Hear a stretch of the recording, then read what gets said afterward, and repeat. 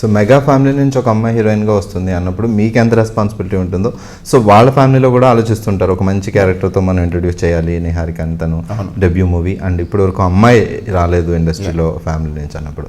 So Nagababu గారి side నుంచి story ఆయన వినడం, దానిలో ఏమైనా చేంజెస్ చెప్పడం అట్లా ఏం జరగలేదు? ఏమీ జరగలేదండి, నథింగ్ అసలు, అబ్సల్యూట్లీ. అంటే let's go with the character అని చెప్పారు అంతే.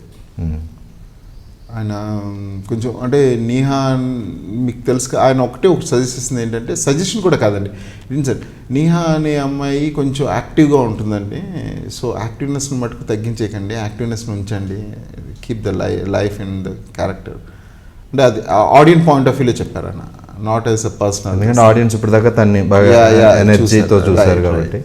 True, I said absolutely.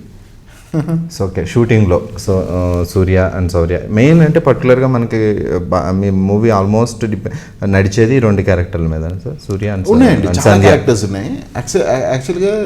అంటే the story happens between them కాబట్టి ఈవెన్ ట్రైలర్లో కానీ దీంట్లో కానీ వి ప్రొజెక్టెడ్ దెమ్ ఓన్లీ, అంటే హానెస్ట్గా ప్రొజెక్ట్ చేసాం. అన్నెసెసరీ ఇప్పుడు వెన్నెల కిషోర్ క్యారెక్టర్ ఉంటుంది, లేకపోతే ఇంక వేరే అదర్ క్యారెక్టర్స్ చాలా, రావు రమేష్ గారు, ఏవి మేము కావాల్సుకుని చూపించలేదు. బికాజ్ మా సినిమాలో ఇంతమంది ఉన్నారు, so it is like it's filled with all other characters also అనేది డిస్హానెస్ట్ అన్నెస్ ఉంటుంది. అంటే we don't want to give any clumsy normal.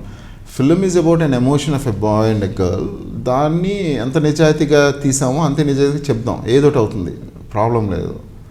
So అని చెప్పి we went through with those things, but the film has filling with so much character ఉంటుందండి.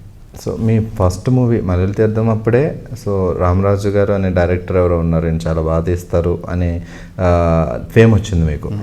So ఎలా sir మీ journey start, మీరు అంటే ఎక్కడ మీరు పుట్టింది పెరిగింది అంతా?